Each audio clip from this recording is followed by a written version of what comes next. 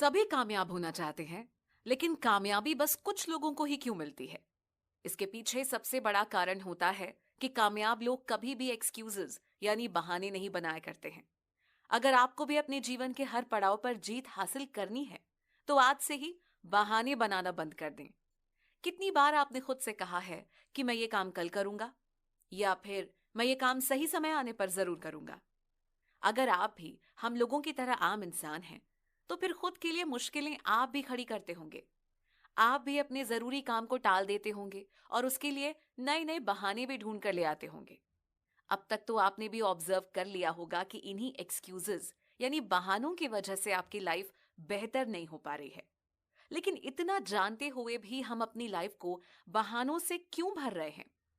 इसलिए आज से ही लाइफ को बेहतर बनाने से रोकने वाले बहानों से दूरी बनाने की शुरुआत करिए। इन बहानों की वजह से आप खुद का नुकसान कर रहे हैं। आज से ही अपने एटीट्यूड को बदलने की शुरुआत कर दीजिए।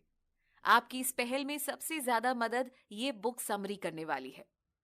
आपको इस समरी में ये भी सीखने को मिलेगा दुनिया को देखने का नया नजरिया क्या हो सकता है।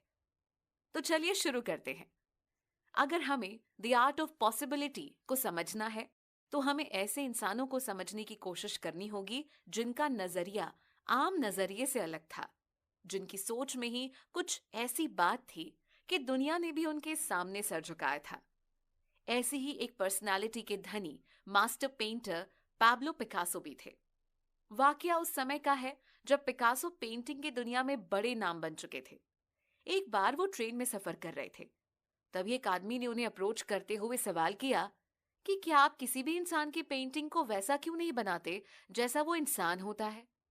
पिकासो ने आश्चर्य से पूछा कि आप क्या कहना चाहते हैं। इसके जवाब में उस आदमी ने जवाब दिया कि किसी भी पेंटिंग में आप फनी रंग दे देते हैं, ऐसा क्यों?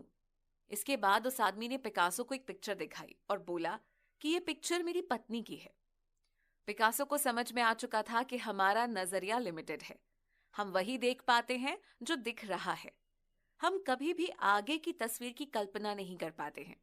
भले ही पिक्चर में उसकी पत्नी नजर आ रही है, लेकिन उस तस्वीर में उसको पत्नी की शख्सियत नहीं दिख रही। जैसी वो तस्वीर में है, वैसी वो असल दुनिया में नहीं है। हमें समझना चाहिए कि ह्यूमंस वर्ल्ड को 3 स्टेप प्रोसेस से समझने की कोशिश करते हैं। सबसे पहले किसी भी सेंसेस इंफॉर्मेशन को सिलेक्ट करते हैं और फिर उसे ब्रेन में फीड करते हैं। इसके बाद इंसानी ब्रेन उस इंफॉर्मेशन के आधार पर काम करना शुरू कर देता है। इसका मतलब सीधा सा है कि हम जो कुछ भी समझते हैं, उसका कनेक्शन हमारी बायोलॉजी से जरूर होता है। इसीलिए हमें समझना होगा कि हमारे पास दुनिया को देखने समझने का एक लिमिटेड फ्रेम है। इसीलिए ये हमारा कर्तव्य है कि हम खुद के नजरिए से सवाल करते हैं। हम खुद से जितना ज्यादा सवाल करेंगे, सोसाइटी और लाइफ को लेकर हमारा नजरिया भी उतना ही ज्यादा बेहतर होता जाएगा। इसीलिए ऑथर कहते हैं कि लाइफ को देखने का नजरिया बदलिए। अगर नजरिया नहीं बदल पा रहे हैं, तो कम से कम अपने चश्मे को बेहतर कर लीजिए।